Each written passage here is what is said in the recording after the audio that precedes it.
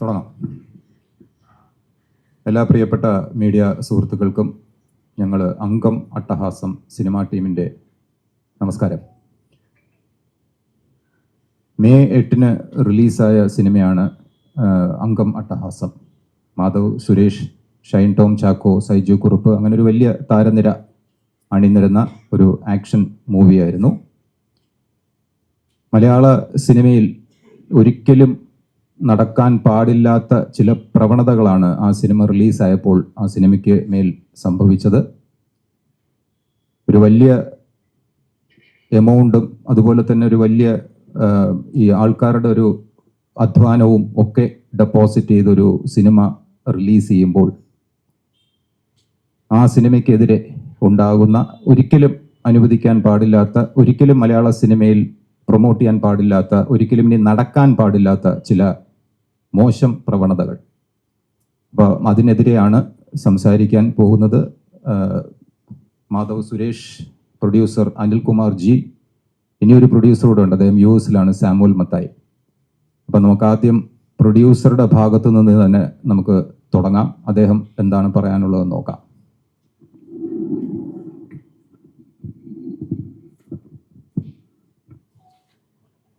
ഇത് എൻ്റെ രണ്ടാമത്തെ മൂവിയാണ്. ഇത് അംഗം അട്ടഹാസം എന്ന ഈ മൂവി ഞാനും സുജിത് എസ് നായർ എന്ന ഡയറക്ടറും കൂടെ ചേർന്ന് കഥ എഴുതി നിർമ്മിച്ച ഒരു സിനിമയാണ്. അപ്പോൾ ഇതിൽ ഏതാണ്ട് 1 വർഷത്തോളം നമ്മുടെ പ്രയത്നമാണ് ഒറ്റ ദിവസം കൊണ്ട് നമുക്ക് നഷ്ടമായത്. ഏതാണ്ട് 200ഓളം ആൾക്കാർ നേരിട്ടും അല്ലാതെയും ഇതിനു വേണ്ടി പ്രവർത്തിച്ചിട്ടുണ്ട്. ഇതിൻ്റെ ബഡ്ജറ്റ് എന്ന് പറയുന്നത് ഏതാണ്ട് 4,50,00,000 രൂപയോളം ആയിട്ടുണ്ട്. അപ്പോൾ ഇത്തരത്തിൽ ഒരു മൂവി നമ്മൾ ചെയ്യുമ്പോൾ ഒരിക്കലും ഇത്തരത്തിലൊരു കാര്യം സംഭവിക്കും എന്ന് നമ്മൾ ഒരിക്കലും പ്രതീക്ഷിച്ചിട്ടില്ല. എന്താണ് കാര്യം എന്ന് വെച്ച് കഴിഞ്ഞാൽ, ആദ്യം നമ്മൾ ഈ മൂവി 8-ാം തീയതി റിലീസ് ചെയ്യാനായിട്ട് തീരുമാനിക്കുകയും ആദ്യത്തെ ഷോ രാവിലെ 10 മണിക്ക് ഫിക്സ് ചെയ്യുകയും ചെയ്തു. അത് എറണാകുളം വനിതാ തിയേറ്ററിലാണ് നമ്മൾ പ്ലാൻ ചെയ്തത്. അപ്പോൾ ശരിക്കും പറഞ്ഞാൽ ബുക്ക് മൈ ഷോയിൽ 6-ാം തീയതി നമ്മൾ ബുക്കിംഗ് ഓപ്പൺ ചെയ്യുകയും, എന്നാൽ ഈ വനിതാ തിയേറ്ററിലെ ബുക്കിംഗ് ശ്രമിക്കുമ്പോൾ അത് നടക്കാതെ വരികയും ചെയ്തിട്ടുണ്ട്. ഷോയുടെ ടൈം 12:45 കാണിക്കുകയും നമ്മളോട് 10 മണിയെന്ന് പറയുകയും ചെയ്തിട്ടുണ്ട്. അപ്പോൾ നമ്മൾ 10 മണിക്ക് പ്ലാൻ ചെയ്യുകയും നമ്മൾ ടിക്കറ്റ് ബുക്ക് ചെയ്യാനായിട്ട് ശ്രമിക്കുമ്പോൾ പിന്നെ അത് സിസ്റ്റം എന്തോ എററാണ്, പറ്റുന്നില്ല, ഉടൻ തന്നെ മാറ്റും എന്ന് പറയുകയും കൃത്യം അന്നേ ദിവസം 8-ാം തീയതി 9 മണിക്ക് ബുക്ക് ചെയ്യാനായിട്ട് കഴിയുകയും ചെയ്തിട്ടുണ്ട്. വാസ്തവത്തിൽ പിന്നെ ഷോ ടൈം 12:45 എന്ന് പറഞ്ഞപ്പോൾ ശരിക്കും നമ്മൾ ഇൻവൈറ്റ് ചെയ്ത ആൾക്കാർക്ക് പോലും എത്തിപ്പെടാൻ പറ്റിയിട്ടില്ല. അതെന്താണ് അതിൻ്റെ പിന്നിലെ കാരണമെന്നുള്ളത് അന്വേഷിക്കേണ്ടതായിട്ടുണ്ട്. ഓക്കെ, ഒന്ന്. രണ്ടാമതായിട്ട്, ഈ മൂവി അറിയാലോ, ഒരുപാട് പേരുടെ കഷ്ടപ്പാടാണ് ഒരു സിനിമ എന്ന് പറയുന്നത്. അത് പിന്നെ ഒരു സിനിമ നമ്മൾ റിലീസ് ചെയ്ത് ആദ്യത്തെ ഷോ കഴിഞ്ഞ് കുറച്ച് യൂട്യൂബേഴ്സ്, നമ്മളെല്ലാവരും പറയുന്നില്ല, കുറച്ച് യൂട്യൂബേഴ്സ് ഇതിൻ്റെ കഥ അങ്ങ് പറയുകയാണ്, മൂവിയുടെ കഥ വെളിപ്പെടുത്തുകയാണ്. ശരിക്കും പറഞ്ഞാൽ അവർക്ക് നെഗറ്റീവ് കമൻസ് പറയാം, പോസിറ്റീവ് കമൻസ് പറയാം, ഒരിക്കലും കഥ പറയാൻ പാടില്ല. ഓക്കെ. പിന്നെ ഇതിൻ്റെ ക്ലൈമാക്സ് എന്ന് പറയുന്നത് ചിലപ്പോൾ നമ്മളൊരു ക്യാരക്ടറെ റിവീൽ ചെയ്യുന്നത് ലാസ്റ്റ് മൊമെൻറ്റിലായിരിക്കും. അപ്പോൾ അത് ആദ്യമേ തന്നെ ഒരു ഷോ കഴിഞ്ഞ ഉടനെ അവർ വന്നിട്ട് ഇന്ന ക്യാരക്ടർ ഇന്നതാണ് ചെയ്യുന്നത് എന്ന് പറയുകയും, അപ്പോൾ അത്തരത്തിൽ അങ്ങനെ പറഞ്ഞു കഴിഞ്ഞാൽ സംഭവിക്കുന്നത് എന്താണെന്ന് നിങ്ങൾക്കും അറിയാം. സ്വാഭാവികമായിട്ടും പിന്നെ ആ സിനിമ കാണാനുള്ള ഒരു ക്യൂരിയോസിറ്റി നമുക്ക് കുറയും. സ്വാഭാവികമായിട്ടും 150 രൂപ കൊടുത്ത് ഒരാൾ ഒരു ടിക്കറ്റ് എടുക്കുകയാണെങ്കിൽ അയാൾക്ക് 150 രൂപയുടെ സാറ്റിസ്ഫാക്ഷൻ കിട്ടണം, അല്ലേ? തീർച്ചയായിട്ടും കിട്ടിയേ മതിയാകത്തുള്ളൂ. അപ്പോൾ ഇപ്പോൾ ശരിക്കും ഇതിലെ കഥ നമുക്കറിയാം, അതിലെ ക്യാരക്ടർ എന്താണ് ചെയ്യുന്നത് നമുക്കറിയാം. അത്തരത്തിൽ ഒരിക്കലും 150 രൂപ ഞാനാണെങ്കിലും കൊടുക്കത്തില്ല. കാര്യം എന്ന് വെച്ചിട്ടുണ്ടെങ്കിൽ, ഇപ്പോൾ നമ്മളിപ്പം 150 രൂപ കൊടുത്താൽ നമ്മളൊരു ടൈം സ്പെൻഡ് ചെയ്യാനാണ് നമ്മൾ പോകുന്നത്, അല്ലേ? തീർച്ചയായിട്ടും. അപ്പോൾ അത്തരത്തിൽ നമ്മളെ ശരിക്കും നമ്മളെ ഉപദ്രവിച്ചിട്ടുണ്ട്. അതിൽ പ്രധാനമായിട്ടും പറയേണ്ടുന്നത് അശ്വന്ത് ഗോക്ക്, 2 ഉണ്ണി വ്ളോഗ്. പിന്നെ ഈ അശ്വന്ത് ഗോക്ക് എന്താണ് എനിക്കുണ്ടാക്കിയ നഷ്ടം എന്ന് പറയുന്നത്, നഷ്ടം ചെറുതല്ല. പുള്ളിയുടെ വ്യൂസ് എന്ന് പറയുന്നത് ഏതാണ്ട് 2.5 ലക്ഷം. 2.5 ലക്ഷം എന്ന് പറയുമ്പം ഇപ്പോൾ ഒരാൾ കണ്ടു കഴിഞ്ഞാൽ മിനിമം 10 പേരുമായിട്ട് കമ്മ്യൂണിക്കേറ്റ് ചെയ്യും. 10 പേരുമായിട്ട് കമ്മ്യൂണിക്കേറ്റ് ചെയ്യുമ്പോൾ ഏതാണ്ട് 25 ലാക്സ് ആൾക്കാരിൽ ഇത് എത്തിക്കഴിഞ്ഞു. അപ്പോൾ ഈ 25 ലാക്സിൽ മിനിമം 10 ലക്ഷം പേര് ചിലപ്പോൾ മൂവി കാണുന്നവരായിരിക്കും. ഓക്കെ, ഇപ്പം 10 ലക്ഷം പേര് മൂവി കാണുന്നവരിൽ പിൻവലിക്കുകയാണ്. അപ്പം ഇതിൽ എന്താണ് നേട്ടം എന്നുള്ളത് എനിക്കറിയില്ല. പിന്നെ ഈ അശ്വന്ത് ഗോക്ക് എന്ന് പറയുന്ന വ്യക്തി സത്യം പറഞ്ഞാൽ റിവ്യൂ പറയുന്നത് പൈസ വാങ്ങിക്കൊണ്ടാണ് പറയുന്നത് എന്ന് എനിക്ക് വ്യക്തമായ അറിവുണ്ട്. അതായത് ഒരു മൂവിക്ക് 1 ലക്ഷം രൂപയാണ് പുള്ളി ചോദിക്കുന്നത്. അതായത് 1 ലക്ഷം രൂപ കൊടുത്തില്ലെങ്കിൽ പുള്ളി നെഗറ്റീവ് പറയും, 1 ലക്ഷം രൂപ കൊടുത്താൽ പോസിറ്റീവ് പറയും. ഓക്കെ, ഇത് ഞാനൊരു പ്രൊഡ്യൂസർ എന്നുള്ള നിലയ്ക്ക് പിന്നെ എനിക്ക് സംഭവിച്ച കാര്യമാണ് ഞാൻ ഈ പറയുന്നത്. ഓക്കെ, അപ്പോൾ ഇതിന് ഞാൻ സൈബറുമായിട്ട് ബന്ധപ്പെട്ടു. അപ്പോൾ അവർ പറഞ്ഞത് ഇതിലൊരു ശരിയാവണ്ണം അവർക്ക് കേസെടുക്കാനുള്ളൊരു റൈറ്റ് അതിലില്ല. അപ്പോൾ എന്നോട് പറഞ്ഞു, നിങ്ങൾ എന്താണെന്ന് വെച്ചാൽ ചെയ്തോളൂ. ശരിയാണ്, ഇതിൽ എനിക്ക് സിവിൽ ലയബിലിറ്റി ഉണ്ടായിട്ടുണ്ട്, സാമ്പത്തിക നഷ്ടം എനിക്കാണ് ഉണ്ടായത്. അപ്പോൾ ഞാൻ അതുമായിട്ട് ബന്ധപ്പെട്ട് CM-ന് പരാതി കൊടുക്കുന്നുണ്ട്. പിന്നെ ഹൈക്കോടതിയിൽ കേസ് ഫയൽ ചെയ്യുന്നുണ്ട്. സിവിൽ കേസ് തന്നെയാണ് ഫയൽ ചെയ്യുന്നത്. കോർട്ട് ഫീസ് അടച്ചും കൊണ്ട് സിവിൽ കേസ് തന്നെയാണ് ഫയൽ ചെയ്യുന്നത്. കാരണം ഇനി ഒരാളിനും ഇത്തരത്തിലൊരു ബുദ്ധിമുട്ടുണ്ടാകാൻ പാടില്ല. കാര്യം ഇപ്പോൾ 4 കോടി 4.5 കോടി രൂപ മുടക്കിയതിന് ശേഷം എനിക്ക് ഈ കോർട്ട് ഫീസ് കൂടെ അടച്ച് ഈ സിനിമ വൈൻഡപ്പ് ചെയ്യുന്നതിലാണ് എനിക്ക് താല്പര്യം. ഓക്കെ, ഇപ്പം ഇതിൽ എന്ന് വെച്ചാൽ വൈൻഡപ്പ് ചെയ്യുന്നു എന്നല്ല ഞാൻ പറയുന്നത്, സമ്മതിച്ചില്ലെങ്കിൽ. ഓക്കെ, ഇപ്പോൾ സമ്മതിക്കാൻ ഇപ്പോൾ ആർക്കും ആരുടെയും സ്വാതന്ത്ര്യത്തൊന്നും തടഞ്ഞു വെക്കാനൊന്നും പറ്റത്തില്ല. എല്ലാവർക്കും ഇപ്പോൾ വാസ്തവത്തിൽ ഇപ്പം ഒരാളിന് ഇപ്പം നമ്മുടെ അഭിപ്രായം പറയാനുള്ള സ്വാതന്ത്ര്യം നമുക്കുണ്ട്. പക്ഷേ എന്ന് വെച്ചിട്ട് വേറൊരാളിനെ വേദനിപ്പിച്ചുകൊണ്ടോ അല്ലെങ്കിൽ സാമ്പത്തിക നഷ്ടം ഉണ്ടാക്കിക്കൊണ്ടോ നമ്മുടെ അഭിപ്രായം പറയുമ്പോഴാണ് ഈ ബുദ്ധിമുട്ട് നമുക്ക് ഉണ്ടാകുന്നത്. അത്തരത്തിലൊരു ബുദ്ധിമുട്ട് അനുഭവിച്ച ആളാണ് ഞാൻ. പിന്നെ മറ്റൊരു കാര്യം, ഇവിടെ നമ്മളിപ്പോൾ ഇന്ത്യയിൽ മാത്രമേ നമ്മൾ ഈ മൂവി റിലീസ് ചെയ്തിട്ടുള്ളൂ. അപ്പോൾ കുവൈറ്റിൽ ഇരുന്നും കൊണ്ട് ഈ മൂവി ഖത്തറിലിരുന്നും കൊണ്ട് ഒരു യൂട്യൂബർ മൂവി കണ്ടുവെന്നും ഇത് വളരെ മോശം മൂവിയാണെന്നും, അത് കുഴപ്പമില്ല, അത് ഓരോരുത്തരുടെ ഒപ്പീനിയൻ. പക്ഷെ കാണാതെ പറയുന്നത് എങ്ങനെയാണ്? മൂവി മോശമാണെങ്കിൽ മോശമാണെന്ന് പറയുന്നതിൽ തെറ്റില്ല, നല്ലതാണെങ്കിൽ നല്ലതാണെന്ന് പറയുകയും വേണമല്ലോ. അല്ലാതെ ഇപ്പോൾ വേറെ എന്തെങ്കിലും പ്രത്യേക താല്പര്യത്തിന് വേണ്ടിയിട്ട് ഒരിക്കലും അങ്ങനെ ചെയ്യാൻ പാടില്ല. അങ്ങനെ ചെയ്തു. അത് പിന്നെ നെയിം എന്ന് പറയുന്നത് Maju Jacob. Okay, Maju Jacob എന്ന് പറയുന്നത് ഖത്തറിലിരുന്നും കൊണ്ട് മൂവി കഴിഞ്ഞ ഉടനെ പിന്നെ ഇത് സ്റ്റോറി ഫുൾ പറയുക, പിന്നെ ഇത് ഇന്ന ക്യാരക്ടർ ഇന്നത് ചെയ്തു, ഇന്ന ക്യാരക്ടർ ഇന്നത് ചെയ്തു എന്നൊക്കെ പറഞ്ഞിട്ട് പിന്നെ ഇത് റിവ്യൂസ് ഇടുക. അപ്പോൾ അത്തരത്തിൽ ഒരുപാട് സാമ്പത്തിക നഷ്ടം എനിക്കുണ്ടായി. അപ്പോൾ ഇതിൻ്റെ ഏറ്റവും വലിയൊരു രസം എന്താണെന്ന് വെച്ച് കഴിഞ്ഞാൽ ഇതെൻ്റെ 2ാമത്തെ മൂവിയാണ്. ഞാൻ ഇതിനോടുള്ള പാഷൻ കാരണം തന്നെയാണ് ഞാൻ ഈ മൂവി ചെയ്യുന്നത്. ശരിക്കും സിനിമയെ ഞാൻ ബിസിനസ്സായിട്ട് തന്നെയാണ് കാണുന്നത്. ഓക്കെ, അപ്പോൾ എനിക്ക് സാമ്പത്തിക നഷ്ടം ഉണ്ടാക്കിയാൽ പിന്നെ എനിക്ക് ഇതിൽ നിൽക്കാൻ പറ്റത്തില്ല. ഞാനെന്നല്ല വേറൊരു വ്യക്തി വന്നാലും നിൽക്കാൻ പറ്റത്തില്ല. അപ്പം നിലവിലുള്ളവർ മാത്രമേ ഇതിൽ കാണത്തുള്ളൂ. മനസ്സിലായല്ലേ? അപ്പോൾ നിലവിലുള്ളവർ മാത്രം ഉണ്ടായിക്കഴിഞ്ഞാൽ ഇവിടെ തൊഴിൽ സാധ്യത കുറയും. അവർക്ക് കൃത്യമായിട്ടും അവർക്കൊരു പ്ലാനിങ് ഉണ്ട്. മീൻസ് അവർക്കറിയാം ഇതിൽ എങ്ങനെയാണ് ഇതിൽ ഏൺ ചെയ്യേണ്ടതെന്ന്. അവരുടെ എക്സ്പീരിയൻസ് വഴി അവർക്കറിയാം. അവർ കൃത്യമായിട്ടും അത് നേടും. പക്ഷേ എന്നെ സംബന്ധിച്ച് അതല്ല. ഇനിയിപ്പോൾ ഒരു മൂന്നാമതൊരു മൂവി ചെയ്യുക എന്ന് പറയുന്നത്, ഇതിൽ നിന്നും ഏൺ ചെയ്തില്ലെങ്കിൽ മൂന്നാമതൊരു മൂവി ചെയ്യുക എന്ന് പറയുന്നത് വലിയൊരു ടാസ്ക് തന്നെയാണ്. ഓക്കെ, എന്ന് വെച്ചിട്ട് ഞാൻ ഇതിൽ നിന്ന് പിൻവാങ്ങാനൊന്നും തീരുമാനിച്ചിട്ടില്ല. തുടർന്ന് മൂവി ചെയ്യാൻ തന്നെയാണ് എൻ്റെ തീരുമാനം. ഓക്കെ, പിന്നെ ഇപ്പോൾ ഇത്തരത്തിലുള്ള ബുദ്ധിമുട്ടുകൾ ഉണ്ടാകുന്നു. പിന്നെ മാധവനെ സംബന്ധിച്ച് മാധവ് ഇതിൻ്റെ ഒരു ഭാഗം മാത്രമാണ്. അല്ലാതെ മാധവനെ ടാർഗറ്റ് ചെയ്ത് ആണ് ഈ മൂവി ഇങ്ങനെ ആയിപ്പോയി എന്ന് പറയുന്നതിനോട് എനിക്ക് യോജിപ്പില്ല. ഓക്കെ, മാധവ് ഇതിൻ്റെ ഒരു ഭാഗം മാത്രമാണ്. ഭാഗം മീൻസ് മാധവ് ഇതിൽ സെൻട്രൽ ക്യാരക്ടർ ചെയ്തു. മാധവ് തീർച്ചയായിട്ടും ഇതിൽ എന്നോട് കോപ്പറേറ്റീവ് ആണ്. അതാണല്ലോ ഇപ്പോഴും നമ്മൾ ഒന്നിച്ചിരിക്കുന്നത്. ഓക്കെ, അപ്പോൾ ശരിക്കും മാധവൻ്റെ പാർട്ടെല്ലാം മാധവ് നന്നായിട്ട് ചെയ്തു. പക്ഷേ പിന്നെ മാധവ് ആയതുകൊണ്ടാണ് ഇത് ഇങ്ങനെ എന്ന് പറയുന്നതിലും അർത്ഥമില്ല. കാരണം ഇവിടെ ഒരു സൈജു ഗ്രൂപ്പ് ഉണ്ട്, പിന്നെ ഷൈൻ ടോം ഉണ്ട്. സൈജു കുറുപ്പാണെങ്കിലും ഇതിൽ നന്നായിട്ട് പെർഫോം ചെയ്തിട്ടുണ്ട്. സൈജു കുറുപ്പ് എന്നോട് വളരെ പൊളൈറ്റ് ആയിട്ടാണ് ബിഹേവ് ചെയ്തിട്ടുള്ളത്.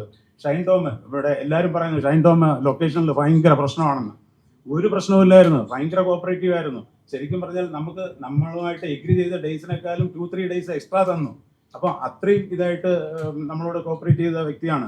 സൈജു കുറുപ്പാണെങ്കിലും അതുപോലെ തന്നെ, ചേട്ടാ ഇനി വേറെ എന്തെങ്കിലും എൻ്റെ ആവശ്യമുണ്ടോ എന്ന് ചോദിച്ച് കൂടെ നിന്നിട്ടുണ്ട്. മാധവാണെങ്കിലും നമ്മളിപ്പം മാധവനോട് നമ്മൾ പറയുകയാണ് നാളെ 10 മണിക്കാണ് ഷൂട്ട്, കൃത്യമായിട്ടും മാധവ് എത്തുകയും അതിന് വേണ്ടിയിട്ട് നമ്മളുമായിട്ട് സഹകരിക്കുകയും ഒക്കെ ചെയ്തിട്ടുണ്ട്. എൻ്റെ ലാസ്റ്റ് ഓരോ സമയങ്ങളിലും പിന്നെ നമ്മളോട് കാര്യങ്ങളൊക്കെ ചോദിക്കുകയും അവസാന നിമിഷത്തും കൂടെ ഉണ്ടായിരുന്നാണ് നമ്മൾ ഈ പടമൊക്കെ നമ്മൾ റിലീസ് ചെയ്യുന്നത്. ഇപ്പോഴും കൂടെ ഉണ്ട്.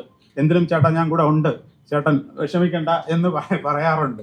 അപ്പോൾ അതെല്ലാം വലിയൊരു കാര്യം തന്നെയാണ്. പക്ഷേ ഈ പറച്ചിലിൽ മാത്രം നമ്മളെ കാര്യം ഒതുങ്ങുന്നില്ലല്ലോ. എൻ്റെ ഫിനാൻഷ്യൽ ലോസ് തന്നെയാണല്ലോ. അപ്പം ഓക്കെ, ഇത് എനിക്ക് കിട്ടിയില്ലെങ്കിൽ തന്നെ പൊക്കോട്ടെ, ഞാൻ പറയുന്നത് സംഭവിച്ചു പോയി പോട്ടെ. പക്ഷേ വേറൊരാളിന് ഇനി ഇത് ഉണ്ടാകരുത്, അതാണ് ഇതിലെ പരമപ്രധാനം. പിന്നെ അടുത്ത് എന്ന് പറയുന്നത്, ഇനി ഇത് ശരിക്കും പറഞ്ഞാൽ ഇപ്പം ഇത്തരത്തിൽ നമ്മൾ നീങ്ങിയിട്ടുണ്ട്. CM നാളെ പരാതി കൊടുക്കുന്നുണ്ട്, ഇന്ന ബുദ്ധിമുട്ടാണ് ഉണ്ടായത്. അപ്പം ഇവർക്ക് ആരാണ് ഇതിനുള്ള അധികാരം കൊടുത്തിരിക്കുന്നത് ഇത്തരത്തിൽ കഥ പറയാനായിട്ട്? ഗവൺമെന്റിൽ നിന്ന് അങ്ങനെ ഏതെങ്കിലും ഒരു പോസ്റ്റ് ഉണ്ടോ? ഇവർ വന്നിട്ട് മൂവി കണ്ടിട്ട് പിന്നെ കഥ പറയണം അല്ലെങ്കിൽ എന്ന് അങ്ങനെ ഗവൺമെന്റ് എന്തെങ്കിലും ഒരു പോസ്റ്റ് ഇവർക്ക് കൊടുത്തിട്ടുണ്ടോ? അല്ലെങ്കിൽ തന്നെ എനിക്ക് ഇത്ര കിട്ടിയില്ലെങ്കിൽ ഞാൻ നെഗറ്റീവ് പറയും എന്ന് പറയുന്നത് അത് എന്തിനാണ് ഇവർ ഇങ്ങനെ പറയുന്നത്? അത് ഡയറക്റ്റ് അല്ല, ഇൻഡയറക്റ്റ് ആയിട്ട് ആൾ വഴിയാണ് പേയ്മെന്റ് ഒക്കെ ചോദിക്കുന്നത്. അപ്പോൾ അത്തരത്തിൽ നമുക്ക് ഒരു തെളിവ് കൊടുക്കുക എന്ന് പറയുന്നത് പ്രയാസമാണ്. പക്ഷെ നമുക്ക് തെളിവ് കൊടുക്കാൻ പറ്റും. എനിക്ക് ഫിനാൻഷ്യൽ ലോസ് ഉണ്ടാക്കിയതിന് തെളിവ് കൊടുക്കാൻ പറ്റും. ഓക്കെ, അപ്പം ഇത് ശരിക്കും പറഞ്ഞാൽ ഈ അംഗം അട്ടഹാസം എന്ന മൂവിയിലൂടെ സംഭവിച്ച ഒരു കാര്യം ഭാവിയിൽ വരുന്ന പ്രൊഡ്യൂസർക്ക് ഗുണം ചെയ്യണം എന്നുള്ളതാണ് എൻ്റെ ഏറ്റവും വലിയ ആവശ്യകതയും. ഓക്കെ, അപ്പം അത് ഞാനിവിടെ പറയുകയാണ്. എൻ്റെ മൂവി ഞാൻ റിലീസ് ചെയ്യാനായിട്ട് ഞാൻ പ്ലാൻ ചെയ്യുന്നുണ്ട്. അതിൻ്റെ ക്ലൈമാക്സ് മാറ്റിക്കൊണ്ട്, അതായത് ഇതിൻ്റെ ക്യാരക്ടർ ഒക്കെ റിവീൽ ചെയ്തല്ലോ. അപ്പോൾ അതിലൊക്കെ നമുക്ക് എന്ത് ചെയ്യാൻ പറ്റും എന്ന് നോക്കിക്കൊണ്ട് നമ്മളിത് റിലീസ് ചെയ്യുന്നതിനെ കുറിച്ച് പ്ലാൻ ചെയ്യുന്നുണ്ട്. ശരിക്കും പറഞ്ഞാൽ 8-ാം തീയതി റിലീസ് ചെയ്ത മൂവി 13-ാം തീയതി നമ്മൾ പിന്നെ ഷോ നിർത്തി നമ്മൾ ഒരു തിയേറ്ററിലും പിന്നെ ഓടിക്കണ്ട എന്ന് തീരുമാനം എടുക്കുകയായിരുന്നു. മനസ്സിലായില്ലേ? അപ്പം നമ്മൾ അത്തരത്തിൽ ഇനി ഒരാളിനും അത് ഉണ്ടാകണ്ട. റിലീസ് നമ്മൾ തീർച്ചയായിട്ടും പ്ലാൻ ചെയ്യുന്നുണ്ട്. മാധവും അത്തരത്തിൽ തന്നെയാണ് പറയുന്നത്. എൻ്റെ ഡയറക്ടർ സുജിത് എസ് നായർ, അറിയാമല്ലോ, ഒരു ഡയറക്ടർ എന്ന് പറയുന്നത് ഇപ്പം ഫിനാൻസ് എൻ്റെതാണെങ്കിൽ സ്ട്രഗിള് എനിക്കൊപ്പം അല്ലെങ്കിൽ ഒരുപക്ഷെ എന്നെക്കാൾ മേലെ സുജിത്ത് എടുത്തിട്ടുണ്ട്. അതെനിക്ക് കൃത്യമായിട്ടും എനിക്കറിയാം. നമ്മൾ ഇതിൽ ഇപ്പോൾ ഇനി വേറൊരു കാര്യം, ഇതിൻ്റെ കഥ നമ്മൾ ഒന്നിച്ച് ആണ് ചെയ്യുന്നത്, കൂട്ടായിട്ടാണ് ചെയ്യുന്നത്. അപ്പോൾ ശരിക്കും ഒരു ത്രില്ലർ എന്നതിൽ ഉപരി അതായത് നമ്മുടെ ട്രിവാൻഡ്രം സിറ്റിയിലെ അതായത് നിയമത്തിനെ ഒന്നും അനുസരിക്കാതെ നടക്കുന്ന കുറച്ച് വ്യക്തികൾ നമുക്ക് വ്യക്തിപരമായിട്ടും അറിയാം, അല്ലാതെയും അറിയാം. ഓക്കെ, അപ്പോൾ അത്തരത്തിലുള്ള ആൾക്കാരെയൊക്കെ കുറച്ചൊക്കെ നമ്മൾ ഒബ്സർവ് ചെയ്ത് അവരുടെയൊക്കെ യഥാർത്ഥത്തിൽ അവരുടെ വീടുകളിൽ എന്താണ് നടക്കുന്നത്, ശരിക്കും നമ്മൾ പുറത്ത് കാണുന്ന കാഴ്ചയൊന്നും അല്ലല്ലോ വീട്ടിനുള്ളിൽ. അപ്പോൾ അവരുടെ വീടുകളിൽ എന്താണ് നടക്കുന്നത് എന്നൊക്കെയാണ് നമ്മൾ ശരിക്കും പറഞ്ഞാൽ ഈ സിനിമയിലൂടെ നമ്മൾ പറയാൻ ശ്രമിച്ചിട്ടുള്ളത്. പക്ഷേ ഇത് ഒരാളിന് സമാധാനത്തോടുകൂടി അല്ലെങ്കിൽ നേരിട്ട് ശരിയായ ആസ്വാദകർക്ക് ഒരു കൃത്യതയോടുകൂടി വന്ന് കാണുവാനോ ഒന്നും ഇത്തരത്തിലുള്ള യൂട്യൂബ് സമ്മതിച്ചിട്ടില്ല. ശരിക്കും ഇത്തരത്തിൽ ഉണ്ടായത് വളരെ ബുദ്ധിമുട്ട് തന്നെയാണ്. ഇനി നിങ്ങൾക്ക് എന്തെങ്കിലും പിന്നെ ചോദിക്കാനുണ്ടെങ്കിൽ ചോദിക്കാം. മാധവന് പറയാനുള്ളത് ഇവിടെ ഒന്ന് പറഞ്ഞോട്ടെ. ഹായ്, എല്ലാവരും ഇവിടെ വന്നതിൽ ഒരുപാട് സന്തോഷം. എനിക്ക് സത്യം പറഞ്ഞാൽ ഇപ്പോൾ അനിലേട്ടൻ ഈ പറഞ്ഞ പോയിന്റ്സ് അല്ലാതെ തന്നെ എനിക്ക് പുതിയതായ ഒരു കാര്യം പറയാൻ വളരെ ചുരുക്കമേ കാണത്തുള്ളൂ. അനിലേട്ടൻ ആദ്യമേ ഈ സിനിമ ഇപ്പോൾ ഫസ്റ്റ് ഓഫ് ഓൾ നമ്മുടെ സിനിമ ഒരു ആക്ഷൻ ത്രില്ലർ ആയിരുന്നു. അപ്പോൾ നിങ്ങൾക്ക് മനസ്സിലാവും ഇതിൻ്റെ കഥ, അറ്റ്ലീസ്റ്റ് ഇതിൻ്റെ ക്ലൈമാക്സ് ഒരു പ്ലോട്ട് പോലെ റിവ്യൂസിൽ വന്ന് യൂട്യൂബിൽ ഒരു വൈഡ് സ്പ്രെഡ് ക്രൗഡിന് ഇൻഫർമേഷൻ കിട്ടുമ്പോഴത്തേക്കും നമ്മൾ ഈ സിനിമ എടുത്തതിൻ്റെ പേർപ്പസ് തന്നെ എല്ലാ രീതിയിലും ഇല്ലാതാവുകയാണ്. അതായത് ഒരു ഇൻഡിപെൻഡന്റ് പ്രൊഡ്യൂസറാണ് അദ്ദേഹം ഒരു വക്കീലാണ്. അദ്ദേഹത്തിൻ്റെ ഒരു കോർപ്പറേറ്റ് സൈഡിൽ നിന്നുള്ള ഫണ്ടിങ്ങോ ഒന്നുമല്ല. അദ്ദേഹം സ്വന്തമായിട്ട് കഷ്ടപ്പെട്ടുണ്ടാക്കിയ കാശ് ഇൻവെസ്റ്റ് ചെയ്ത് ഇറക്കിയ ഒരു സിനിമയുടെ തിരിച്ച് കളക്ഷൻ, അതായത് ആൾക്ക് റിട്ടേൺസ് കിട്ടേണ്ട ഒരു സ്റ്റേജ് എത്തിയപ്പോഴത്തേക്കും അതിനെ മുടക്കുന്ന രീതിയിലായിരുന്നു ഈ റിവ്യൂസ് വന്നത്. അല്ലാതെ ഒരു പ്രേക്ഷകൻ എൻ്റെ പെർഫോമൻസോ അല്ലെങ്കിൽ സിനിമയുടെ ഔട്ട്പുട്ടിനെയോ കണ്ടിട്ട് നെഗറ്റീവായിട്ടോ പോസിറ്റീവായിട്ടോ വിലയിരുത്തിയോണ്ടല്ല നമ്മൾ ഇരുന്ന് പറയുന്നത്. സിനിമയുടെ പ്ലോട്ട് വിടുന്ന രീതിയിലും അല്ലാതെ ഒരു പരിധി കൂടുതൽ കേൾക്കുമ്പോൾ ഇതേപോലെ ആ ഖത്തർ ബേസ്ഡ് ആള് ഇതേപോലെ നമുക്കറിയാം നമ്മളവിടെ സിനിമ ഇറക്കിയിട്ടില്ല. അപ്പൊ ഒന്നില്ലെങ്കിൽ അദ്ദേഹം അത് കാണുന്നത് പൈറേറ്റഡ് കോപ്പി വഴിയായിരിക്കും. അതെങ്ങനെയാണ് അവിടം വരെ ഫസ്റ്റ് ഷോ കഴിഞ്ഞ് എത്തിയെന്ന് പോലും എനിക്ക് അറിയത്തില്ല. ബട്ട് അങ്ങനെ എത്താൻ സാധ്യത കുറവായതുകൊണ്ട് I think he didn't watch the film. പക്ഷെ എന്നിട്ടും ഇങ്ങനെ ഒരു റിവ്യൂ പറയാൻ അദ്ദേഹത്തിന് ഒരു മടിയും ഇല്ലായിരുന്നു. So that's one thing. വേറൊരു കാര്യം എനിക്ക് പറയാനുള്ളത്, ഏത് തിയേറ്റേഴ്സാണെന്ന് ഞാൻ പറയത്തില്ല, ബട്ട് ചില തിയേറ്റേഴ്സിൽ ഫസ്റ്റ് ഹാഫ് നമ്മുടെ ക്രൂ ബൈ കണ്ട ഷോയിൽ, അതായത് ഡയറക്ടർ ഉൾപ്പെടെയുള്ള നമ്മുടെ ക്രൂ ബൈ കണ്ട ഷോയിൽ ഫസ്റ്റ് ഹാഫ് കണ്ടു കഴിഞ്ഞ് ടെക്നിക്കൽ സ്റ്റാഫായിട്ട് പോയി സംസാരിച്ചിട്ട് സെക്കൻഡ് ഹാഫിലായിരുന്നു വിഷ്വൽ ക്വാളിറ്റിയും ഓഡിയോ ക്വാളിറ്റിയും കറക്റ്റ് ലെവലിലോട്ട് വന്നത്.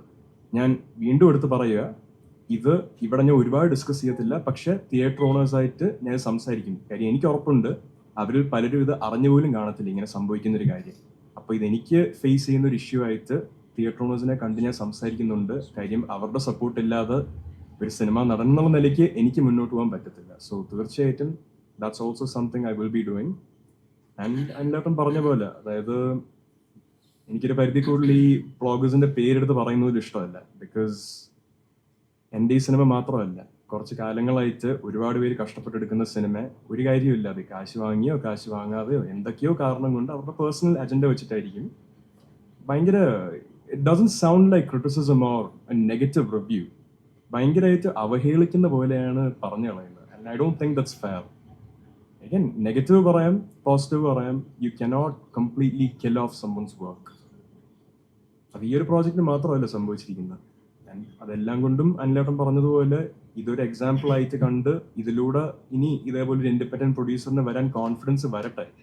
കാര്യം എനിക്കൊരു സിനിമ തന്നത് ഒരു ഇൻഡിപെൻഡന്റ് പ്രൊഡ്യൂസറാണ്, ഒരു കോർപ്പറേറ്റ് അല്ല. സോ അതേപോലെ പ്രൊഡ്യൂസേഴ്സ് ഇനിയും മലയാളം സിനിമ പ്രൊഡ്യൂസ് ചെയ്യാൻ പറ്റട്ടെ, സിനിമകൾ അതിനുള്ള അവസരം നമ്മൾ തന്നെ ഉണ്ടാക്കി കൊടുക്കാം എന്നൊരു പ്രതീക്ഷയോടെ മാത്രം ഇരിക്കുകയാണ്. And the last thing is hate campaigning. ഞാൻ ഒരുപാട് അഗൈൻ അതിൽ ഡീറ്റെയിലിൽ പറയുന്നില്ല. അത്യാവശ്യം ഒരു ബയസ്, ഒരു ന്യൂട്രൽ പേഴ്സ്പെക്റ്റീവിൽ കാണുന്ന ഏതൊരു മനുഷ്യനും എന്തുകൊണ്ടായിരിക്കും എനിക്ക് കിട്ടുന്ന ഒരു ഹെയ്റ്റ്, അതായത് ഞാൻ ഒരിക്കലും പറഞ്ഞിട്ടില്ല ഞാൻ ഒരു വലിയ പെർഫോമർ ആണെന്നോ ഒരു വലിയ നടനാണെന്നൊന്നും ഇതുവരെ ആരുടെ പറഞ്ഞിട്ടില്ല. ഞാൻ ഈ മേഖലയിൽ ഒന്ന് പഠിച്ച് എൻ്റെ പണി ചെയ്ത് പോകാൻ നോക്കുന്ന ഒരാളാണ്. ആ എൻ്റെ സിനിമയെ പോലും പല പല രീതിയിൽ സെൻസ് ഇല്ലാത്ത രീതിയിലൊക്കെ പറയുമ്പോൾ വി ക്യാൻ അണ്ടർസ്റ്റാൻഡ് ഒരു പരിധിക്കുള്ളത് എവിടെ നിന്നാണ് വരുന്നതെന്ന്. രാഷ്ട്രീയപരമായിട്ടോ അല്ലെങ്കിൽ വേറെ കാരണം കൊണ്ടോ പേഴ്സണലായിട്ടോ ഒക്കെ ആയിരിക്കും. അത് എന്നെ പറയുമ്പോഴത്തേക്കും എൻ്റെ ജോലിയെ മാത്രമല്ല എഫക്റ്റ് ചെയ്യുന്നത്. ഇതേപോലെ സ്വന്തം കാശ് മുടക്കി ഒരു സിനിമ എടുത്ത പ്രൊഡ്യൂസറിനെയും, അദ്ദേഹം വേറെ ആളെ പറ്റി പറയാനാണെങ്കിൽ ഇതിൻ്റെ director almost 3-4 years of his life ഈ ഒരു സ്ക്രിപ്റ്റിന് വേണ്ടി മാറ്റി വെച്ചിട്ട് അത് ഇത്രയും കഷ്ടപ്പെട്ട് എക്സിക്യൂട്ട് ചെയ്ത് കൊടുത്തു. സിനിമ ഇറങ്ങിയ അതിൻ്റെ അടുത്ത ദിവസം തന്നെ കാണാത്ത ഒരു റിവ്യൂ ഇടുന്നു. ഇൻ എവറി വേ അവരോടത് ഫെയർ അല്ല. ആൻഡ് ഇതിൽ കൂടുതൽ സത്യം പറഞ്ഞ് എനിക്ക് എന്താ പറയേണ്ടതെന്ന് അറിയത്തില്ല. ഐ ജസ്റ്റ് ഹോപ്പ് ഇങ്ങനെ ഒരു ബാക്കിംഗ് ഇല്ലാതെ വരുന്നവർക്ക് ഒരു സപ്പോർട്ട് കിട്ടട്ടെ. അഗൈൻ ഒരു നെപ്പോ പ്രോഡക്റ്റ് ആണ് ഇരുന്ന് പറയുന്നത്. എനിക്ക് എൻ്റെ കയ്യിൽ നിന്നെടുത്ത് സഹായിക്കാനുള്ള ഒരു അവസ്ഥ പോലും അല്ല പനിലേട്ടനെ. But give them an opportunity to grow. അവരുടെ സിനിമയും ഒരു ഫെയർ ലെൻസിലൂടെ കാണുക. അതായത് ഇപ്പോൾ എന്നോടുള്ളൊരു ഇഷ്ടക്കുറവ് കൊണ്ട് വേറൊരാളുടെ കഷ്ടപ്പാടിനെ ഇല്ലാതെ ആക്കരുത്. എനിക്ക് അത്രേ പറയാനുള്ളൂ. Thank you so much.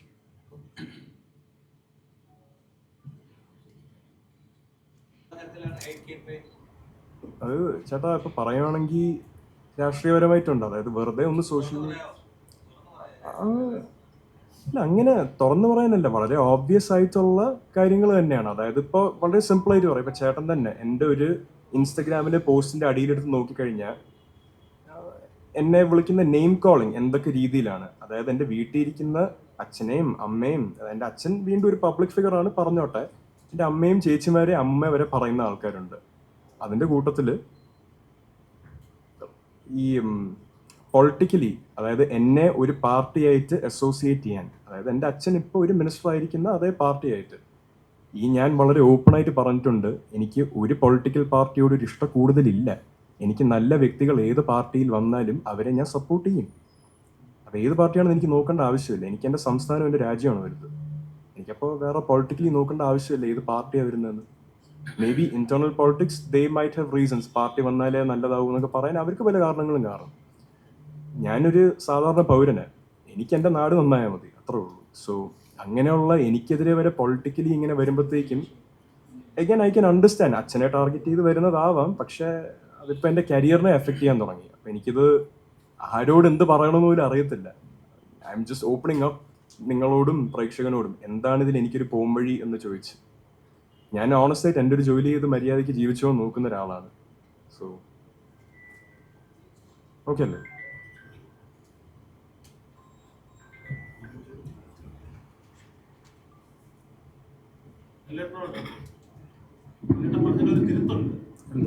എന്തോ ആണ് 1 ലക്ഷം രൂപ വാങ്ങിച്ചിട്ടാണ് പോസിറ്റീവ് റിവ്യൂവിന് 1 ലക്ഷമല്ല 12 ലക്ഷമാണ് രൂപയുടെ വില. 2 ആഴ്ച മുമ്പ് ഇറങ്ങിയ ഒരു പടത്തിന് മിക്സർ റിവ്യൂ എന്നൊരു പടത്തിന് 12 ലക്ഷമാണ് ഈ പറഞ്ഞ കക്ഷികൾ. ഞാനൊരു 25 വർഷമായിട്ട് ഫിലിം ജേർണലിസ്റ്റായിട്ട് പ്രവർത്തിക്കുന്ന ആളാണ്. അത് തന്നെയാണ്. അതുകൊണ്ടാണ് ഇത്ര ആധികാരികമായിട്ട് പറയുന്നത്. ഒന്നാണ്. 2, തിയേറ്ററിൽ നിന്ന് 4-ാം ദിവസം പിൻവലിച്ചു എന്ന് പറഞ്ഞു.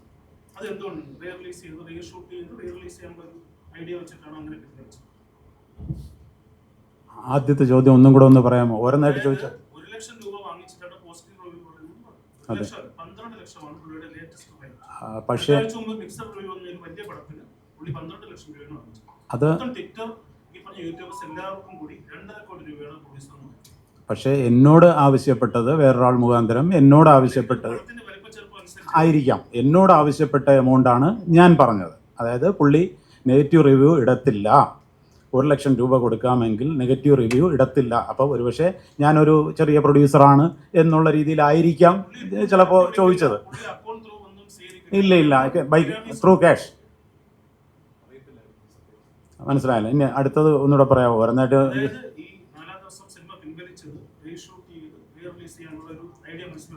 അല്ല, അത് എന്താണെന്നറിയാം. ഞാൻ പറഞ്ഞല്ലോ, നമ്മൾ ഇതിപ്പം ഫസ്റ്റ് ഷോ തന്നെ ഇതിൻ്റെ സ്റ്റോറി പറയുന്നു, പിന്നെ ക്യാരക്ടർ റിവീൽ ചെയ്യുന്നു. അപ്പോൾ തന്നെ ഞാൻ ആദ്യമേ പറഞ്ഞല്ലോ, നമ്മളിപ്പോൾ 150 രൂപ മുടക്കുകയാണെങ്കിൽ നമുക്ക് ആ 150 രൂപ നമുക്ക് എങ്ങനെയാണ് നമുക്ക് അത് മുതലാകേണ്ടുന്നത് നമുക്കറിയാം. അത് മുതലായില്ലെങ്കിൽ നമ്മൾ തീർച്ചയായിട്ടും നമ്മൾ സിനിമ കാണത്തില്ല. അപ്പോൾ അതിൻ്റെ ഒരു വീഴ്ച നമുക്ക് ഉണ്ടായെന്ന് കൃത്യതയോടുകൂടി നമുക്ക് മനസ്സിലായി.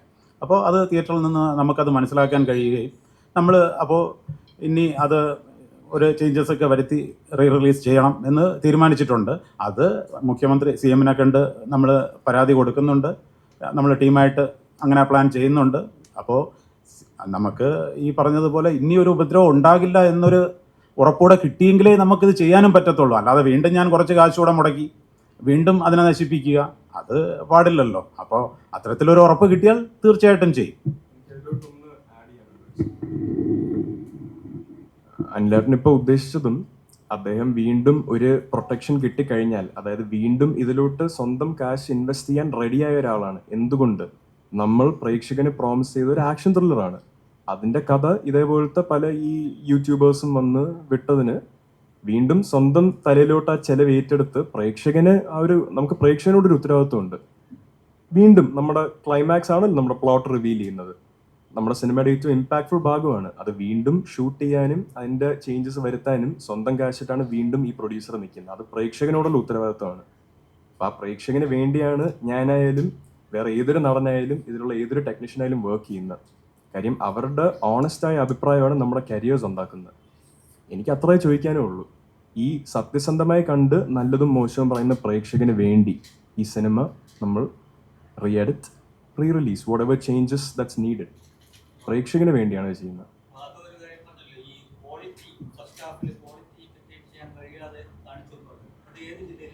അല്ല, അത് ഞാൻ പറഞ്ഞില്ല. ഞാൻ ഒരിക്കലും ഇത് സംഭവിച്ച ഒരിടത്തല്ലായിരുന്നു. അപ്പോൾ എടുത്ത പേര് പറയുമ്പോഴും എനിക്ക് ഒരാളെയും ഇവിടെ ഇട്ട് എനിക്ക് അവരുടെ ക്രെഡിബിലിറ്റി കളയാനൊന്നും കേരളത്തിലാണ്. അല്ല, എനിക്ക് ആരെയും സത്യം പറഞ്ഞാൽ എനിക്ക് അങ്ങനെ ഒരു ഐഡിയ ആർക്കെതിരെ നെഗറ്റീവായിട്ട് എനിക്ക് കൊടുക്കണ്ട. അത് that's my respect towards dum. അവരെ നേരിട്ട് കണ്ട് വളരെ ഓണസ്റ്റ് എനിക്ക് ഇങ്ങനെ ഒരു ഇഷ്യൂ ഫേസ് ചെയ്തു, ഇതിനി അടുത്ത തവണ ഉണ്ടാകുമ്പോഴത്തേക്കും പ്ലീസ് നിങ്ങളുടെ സപ്പോർട്ട് എനിക്ക് വേണമെന്ന് മാത്രമേ ഞാൻ ചോദിക്കത്തുള്ളൂ. കാര്യം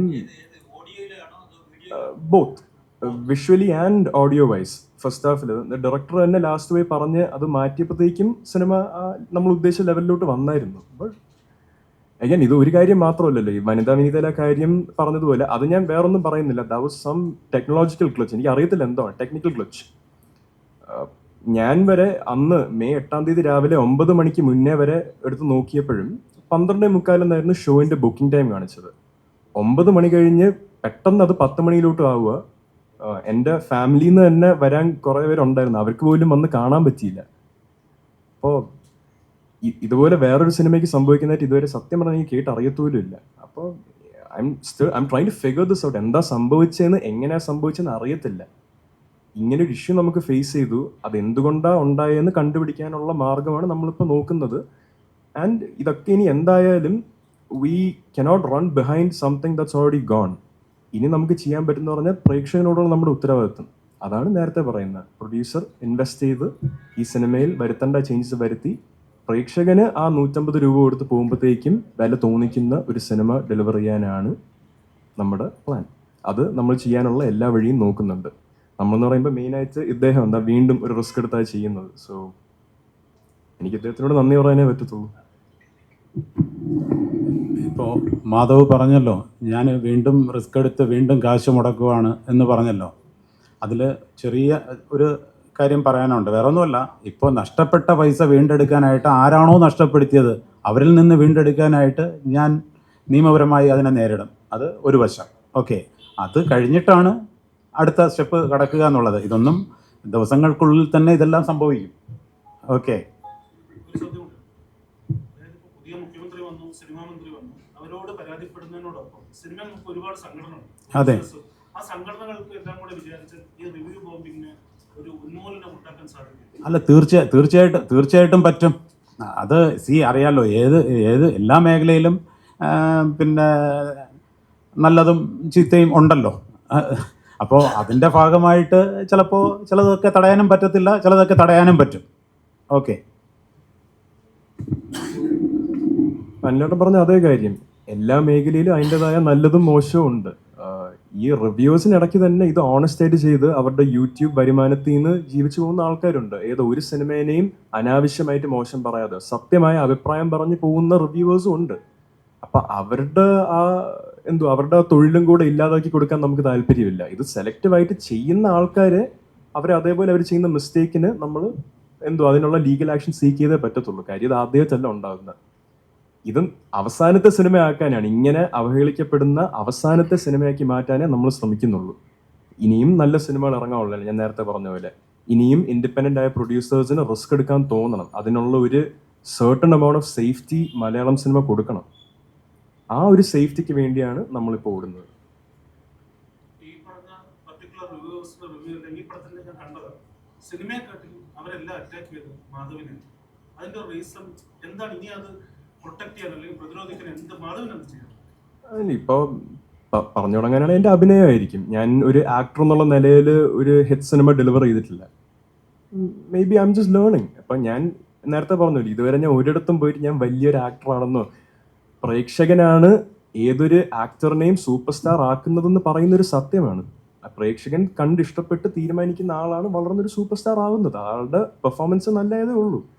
അപ്പം അതേപോലെ എന്തെങ്കിലും എനിക്ക് പെർഫോം ചെയ്യാൻ പറ്റിയാൽ, അതൊന്ന് പ്രേക്ഷകൻ തിരിച്ചറിഞ്ഞാൽ, അങ്ങനെ എനിക്കൊരു സൂപ്പർ സ്റ്റാർ ആവാൻ താല്പര്യം. നമ്മളിതിൽ അഭിനയിക്കുന്നവരെല്ലാവരും മുകളിലെത്താൻ തന്നെയല്ലേ അഭിനയിക്കുന്നത്.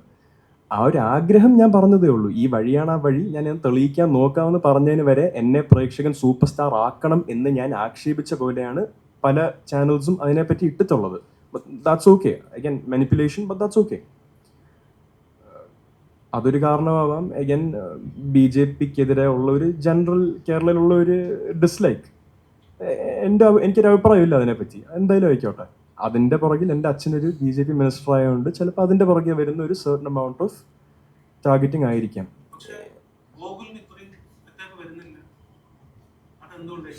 ചേട്ടൻ എന്നെക്കാളും നന്നായിട്ട് അഭിനയിക്കുന്നതുകൊണ്ടായിരിക്കും. അതാ ഞാൻ ആദ്യം പറഞ്ഞ പോയിന്റ്. I M learning. എനിക്ക് എൻ്റെ ഫസ്റ്റ് സിനിമയിലോ സെക്കൻഡ് സിനിമയിലോ തേർഡ് സിനിമയിലോ വന്നൊരു വലിയ കിടിലൻ പെർഫോമൻസ് ഡെലിവർ ചെയ്യാനുള്ള ഒരു അത്രയും നല്ല ആക്ടറൊന്നും അല്ല ഞാൻ പഠിച്ചു വരിക. എന്നിൽ എന്തെങ്കിലുമൊക്കെ കണ്ട് വിശ്വസിക്കുന്ന, അങ്ങനെ ഹീറോ ക്യാരക്ടർ ഒന്നും ഇല്ല കേട്ടോ. നല്ല സിനിമയുടെ ഭാഗമാവാൻ പറ്റുക എന്നുള്ളതാണ് ഏറ്റവും വലിയൊരു പുണ്യം എന്ന് പറയുന്നത്. So I'm just looking to work in good projects. I'm looking to learn as an actor. നമുക്ക് ചെയ്തല്ലേ പഠിക്കാൻ പറ്റും ഈ പണി. ഏതൊരു കോച്ചിങ് ക്ലാസ്സിന് പോയാലും ചുമ്മാ ഇൻഫർമേഷൻ വെച്ച് പഠിക്കാൻ പറ്റുന്ന ഒരു മേഖല അല്ലേ ഇത്. എനിക്ക് അതേപോലെ അവസരം കിട്ടുമെന്ന് എൻ്റെ നല്ലതിന് വേണ്ടി ഞാനും എൻ്റെ കുടുംബവും പ്രാർത്ഥിക്കും. ഞാൻ ജോലി ചെയ്ത് ജീവിക്കാൻ നോക്കുന്ന ഒരാളാണ്. സോ എന്നെ ഹാർഡ് വർക്ക് ചെയ്യാനൊന്ന് അനുവദിക്കണം. ഇതുവരെ എൻ്റെ കൂടെ വർക്ക് ചെയ്ത് ഏതൊരു ടീമിനടുത്തും ചോദിച്ചാൽ എൻ്റെ പെർഫോമൻസിനെ ചിലപ്പോൾ അവർക്ക് എന്തെങ്കിലും പറയാൻ പറ്റും, എൻ്റെ കമ്മിറ്റ്മെന്റിനെ ഒരിക്കലും അവർക്ക് പറയാൻ പറ്റത്തില്ല. Once I'm 100% in and I work till the end. അത് കണ്ടായിരിക്കും എനിക്കിപ്പോൾ ഒരു മൂന്നാമത്തെ സിനിമ പോലും കിട്ടിയത്. അതേപോലെ ഒരു നാലാമത്തെ സിനിമ കിട്ടണമെന്ന് എനിക്ക് ആഗ്രഹിച്ചുകൂടെ? എൻ്റെ കരിയർ നന്നാവണമെന്ന് ഞാൻ ആഗ്രഹിക്കുന്നതിൽ തെറ്റുണ്ടോ? അതേപോലെ ഞാൻ പരിശ്രമിക്കുമോ ഒരു ആക്ടറായിട്ട് ബെറ്റർ ആവാനും. അഗൈൻ ഞാൻ എന്നും പറഞ്ഞിട്ടുണ്ട്, മീഡിയയിൽ ഇങ്ങനെ വരുമ്പോഴത്തേക്ക് ഇങ്ങനെ പൊളിറ്റിക്കലി എൻ്റെ ചോദ്യം ചോദിക്കരുതേ, എനിക്ക് വെറുതെ തെറി കേൾക്കും. പക്ഷേ ഞാനിപ്പോൾ ന്യൂട്രലായിട്ടാണ് ഏറ്റവും കൂടുതൽ അഭിപ്രായം പറഞ്ഞിട്ടുള്ളത്. എൻ്റെ സത്യസന്ധമായ അഭിപ്രായമാണ്. I am neutral. പക്ഷേ എനിക്ക് ന്യൂട്രലായിട്ട് പറയുന്നത് പോലും അതിനെയും തെറി വിളിക്കാൻ ആൾക്കാരുണ്ട്. ഈ ആൾക്കാർ എനിക്ക് ഒരു ജനറൽ, നമ്മുടെ ഒരു സാധാരണക്കാരനായ ഒരു മനുഷ്യനാണെന്ന് പറഞ്ഞ് എനിക്ക് വിശ്വസിക്കാൻ കുറച്ച് ബുദ്ധിമുട്ടുണ്ട്. അവിടെയാണ് ഞാൻ ഹെയ്റ്റ് ക്യാമ്പയിനിങ് എന്ന് പറഞ്ഞത്. ഒരു ന്യൂട്രലി പറയുന്ന അഭിപ്രായത്തിനെ വളച്ചൊടിക്കാൻ പറ്റണമെങ്കിൽ അത് ഹെയ്റ്റ് ക്യാമ്പയിനിങ് തന്നെയാണ്. അതെനിക്ക് ഇഗ്നോർ ചെയ്യാൻ പറ്റുന്നില്ല. ഇപ്പം തെളിവോടെ കുറേ കാര്യങ്ങൾ കിട്ടുമ്പോഴത്തേക്കും നമുക്കൊരു മനുഷ്യനെന്ന നിലയിൽ പിന്നെ ഇഗ്നോർ ചെയ്യാൻ പറ്റൂല. അത്രേ ഉള്ളൂ. പേഴ്സണൽ ക്വസ്റ്റ്യൻ, വീട്ടിലെല്ലാവരും സിനിമ കണ്ടോ? സുരേഷ് ചേട്ടനും അച്ഛനും ചേട്ടനും കണ്ടിട്ടില്ല. അമ്മ കണ്ടോ? ചേട്ടൻ ഷൂട്ടിലായിരുന്നു, അച്ഛൻ ഡൽഹിയിലായിരുന്നു. അമ്മയും ചേച്ചിമാരും പോയി കണ്ടു, അമ്മമ്മ കണ്ടു, അമ്മാവൻ. അവരുടെ അവർക്ക് അത്യാവശ്യം ഒരു ഇറ്റ്സ് എ ഗുഡ് എന്നുള്ള അഭിപ്രായമായിരുന്നു. അവരും അഗൈൻ 10 out of 10 സിനിമ ഒന്നുമില്ല പറയാം. നമ്മളത് പറയുന്നില്ല, നമ്മളൊരു നല്ല സിനിമ ഇറക്കി എന്നുള്ള വിശ്വാസം നമുക്കുണ്ട്. അവരും അത്രയും തന്നെ പറഞ്ഞിരിക്കുന്നത്. അത് ഇവിടെ ആരും നമ്മുടെ ഉള്ള വർക്കിനെ എക്സാജറേറ്റും ചെയ്യുന്നില്ല, പക്ഷെ അനാവശ്യ താത്തി കാണിക്കാൻ നമ്മൾ സമ്മതിക്കത്തില്ല. Because we know the work we have done. അപ്പോൾ എന്താ പറയാ ചേട്ടാ, അല്ല, ഞാനും ആദ്യത്തെ ദിവസം സിനിമ കണ്ട ആളാണ്. അങ്ങനെ ആക്രമിക്കപ്പെടേണ്ട ഒരു സിനിമ അല്ല. മിനിമം ക്വാളിറ്റി മെയിൻറ്റെയിൻ ചെയ്യുന്ന സിനിമയാണ്. അതെ. ഇപ്പോ സിനിമയ്ക്കുള്ളിൽ വർക്ക് ചെയ്യുന്നവർക്ക് അറിയാം ഒരു ലോ ബഡ്ജറ്റ് എന്താണ്, മിഡ് ലെവൽ ബഡ്ജറ്റ് എന്താണ്, ഹൈ ലെവൽ ബഡ്ജറ്റ് എന്താണെന്ന്. നമ്മുടെ സിനിമ ഏത് ലെവലിലായിരുന്നു എന്ന്, ഷൂട്ട് ചെയ്ത് നമ്മുടെ റീസോഴ്സസ് എത്രയായിരുന്നു. again പ്രൊഡ്യൂസറിന്റെ അധ്വാനിച്ച കാശ് തന്നെയാണ്. പക്ഷെ ഒരു സിനിമയിലോട്ട് വരുമ്പോൾ എത്രത്തോളം നമുക്ക് ആ കാശ് യൂസ് ചെയ്യാൻ പറ്റുന്നു എന്നുള്ളത് സിനിമ ഇൻഡസ്ട്രിക്കുള്ളിൽ വർക്ക് ചെയ്യുന്ന ഒരാൾക്ക് അറിയാം. അപ്പം നമ്മൾ എത്രത്തോളം ലിമിറ്റഡ് റീസോഴ്സസ് ആയിട്ടാണ് ഈ സിനിമയിൽ ഷൂട്ട് ചെയ്തതെന്നും ഇതുവരെ എത്തിച്ചതെന്നും സിനിമയ്ക്കുള്ളിൽ ഒരാൾക്ക് അറിയാൻ പറ്റും. പ്രേക്ഷകനെ സത്യം പറഞ്ഞാൽ അറിയേണ്ട ആവശ്യമില്ല. പക്ഷെ അതേ പ്രേക്ഷകന് നമ്മളൊരു പ്രൊഡക്റ്റ് ഡെലിവർ ചെയ്യുമ്പോൾ ആ പ്രൊഡക്റ്റിന്റെ എന്തുവാ, ഞാൻ നേരത്തെ പറഞ്ഞില്ല, ആക്ഷൻ ത്രില്ലറിന്റെ സസ്പെൻസ് വിട്ടാൽ പിന്നെ എന്താ അതിൽ അർത്ഥമുള്ളത്? അങ്ങനെ വരെ ഇത് വരുമ്പോഴത്തേക്കും ആ പ്രേക്ഷകനെ നമുക്ക് വീണ്ടും ഇതേ സാധനം കൊടുത്ത് ചതിക്കാൻ പറ്റൂല. നമ്മളായിട്ടൊന്നും ചെയ്തതല്ല. പക്ഷെ ഒരു റിവ്യൂവറോ ഒരു വ്ളോഗറോ കാരണം ഇപ്പതാ വീണ്ടും ഞാൻ പറഞ്ഞ പോലെ പ്രൊഡ്യൂസറിന്റെ കാശിട്ട് വീണ്ടും സിനിമയിൽ ചേഞ്ചസ് വരുത്തേണ്ടി വരുമോ? അത് അദ്ദേഹത്തിനോട് ചെയ്യുന്ന തെറ്റല്ലേ? അദ്ദേഹം ഒരു മനുഷ്യനല്ലേ? He has his basic rights. അദ്ദേഹത്തിന്റെ പ്രൊപ്രൈറ്ററി ഇന്റലക്ച്വൽ പ്രോപ്പർട്ടി അല്ലേ സിനിമ എന്ന് പറയുന്ന അദ്ദേഹത്തിന്റെ പേരിൽ രജിസ്റ്റേർഡ് ആണ്. അപ്പൊ അദ്ദേഹത്തിന്റെ ഒരു സ്റ്റോറി പറയാൻ പാടില്ലാത്ത രീതിയിൽ പ്രസന്റ് ചെയ്തു. കോപ്പിറൈറ്റ് ഇഷ്യൂസ് പോലത്തെ രീതിയിലാണ്. എനിക്ക് അതിന്റെ എക്സാക്ട് ലീഗൽ ടേം അറിയത്തില്ല. അദ്ദേഹം ഒരു ലോയറാണ്, so he take care of that. Reshoot ചെയ്ത് റിലീസ് ചെയ്യുമ്പോൾ റീസെൻസർ ഉൾപ്പെടെ ഒരുപാട് കടമ്പകൾ ഇല്ലേ? ആ എല്ലാ ബുദ്ധിമുട്ടിലൂടെയും പോകാൻ നമ്മൾ തയ്യാറാണ്. As long as we know this time we will get a fair shot. നമ്മൾ അത്രേ ചോദിക്കുന്നുള്ളൂ, വൺ ഫെയർ ചാൻസ്. ഈ തിയേറ്റർ ഇഷ്യൂസ് whatever നമ്മൾ ഈ പറഞ്ഞ ഇപ്പം എല്ലാ കാര്യങ്ങളും അത്യാവശ്യം ക്ലിയർ ആയിട്ടുണ്ടെന്ന് എനിക്ക് തോന്നുന്നു. വേഗ്ലി വി ടച്ച്ഡ് എവറി പോയിന്റ്. ഇങ്ങനെ ഇഷ്യൂസ് ഇല്ലാതെ സാധാരണ ഒരു സിനിമ ഇറങ്ങി പോകുന്ന പ്ലാറ്റ്ഫോമേ നമ്മളും ചോദിക്കുന്നുള്ളൂ. പ്രേക്ഷകൻ തരുമെന്നുള്ള ഒരു പ്രതീക്ഷ മാത്രമാണ്. അതിനുവേണ്ടിയാണ് എല്ലാവരെയും വിളിച്ച് ഇതൊന്ന് പ്രേക്ഷകനിലോട്ട് എത്തിക്കാനായിട്ട് നമ്മൾ ഇവിടെ വന്നിരിക്കുന്നത്.